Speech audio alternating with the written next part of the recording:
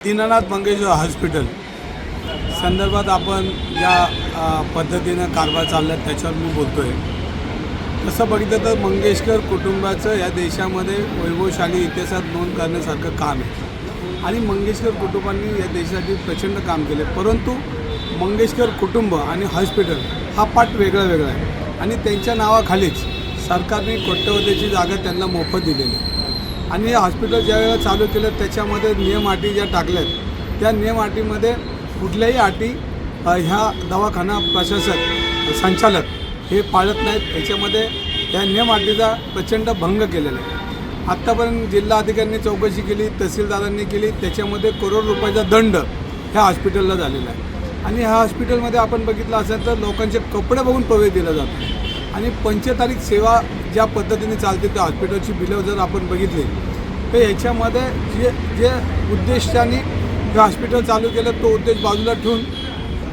ह्याच्यामध्ये सर्वसामान्य नागरिकांना न्याय मिळत नाही हे चित्र त्या हॉस्पिटलमध्ये उभं आहे। जी परवा घटना झाली त्या महिलेची ती एकच घटना आहे।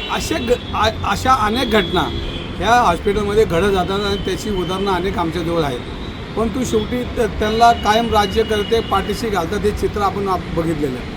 मी काय त्याच्यावर बोलणार नाही, पण ज्या उद्देशाने हे हॉस्पिटल केलं, जे मंगेशकर कुटुंबाला हवं हॉस्पिटल त्या पद्धतीचं हे प्रशासन हे संचालक तिथं चालवत नाही आहे, कारण त्यांचा उद्देश वेगळा होता आणि त्यांनी ज्यांच्या हातामध्ये कारभार दिला तो कारभार चुकीच्या पद्धतीने रन केल्यामुळेच आजची परिस्थिती हॉस्पिटलची जी बदनामी होती, हॉस्पिटलमध्ये जो कमर्शियलपणा चालतो, हॉस्पिटलमध्ये ज्या नियम अटी आहेत त्या कुठल्याही पाळल्या जात नाही। जर आपण बघितलं असेल तर महानगरपालिकेचा बी कर हे भरत नाहीत। आज 27-28 कोटी त्यांच्यावर कर आहे।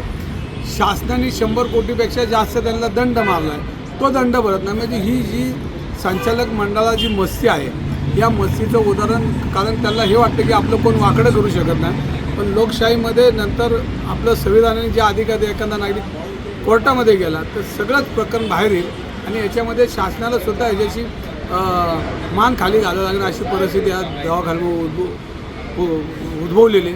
राजस्थान कोर्टाने मागच्याच काही दिवसापूर्वी एक निकाल दिला। अशीच एक घटना राजस्थानमध्ये एका हॉस्पिटलमध्ये घडल्यानंतर तिथल्या प्रशासनाला आणि तिथल्या राज्यकर्त्यांना माफी मागावी लागली कोर्टाची।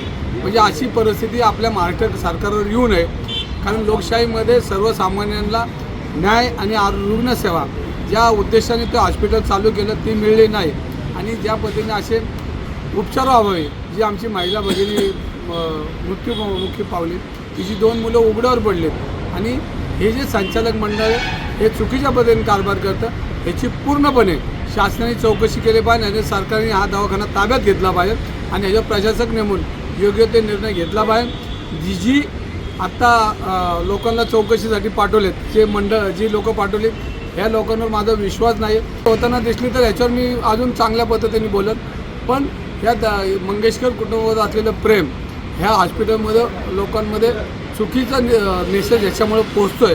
तर मंगेशकर परिवारामधल्या लोकांनी याच्यावर लक्ष घालून ते संचालक मंडळ बरखास्त करावं, नवीन लोकं घ्यावीत आणि काय जे चांगलं उभं पुण्या शहरासाठी करता येईल ते करण्याचा प्रयत्न करा।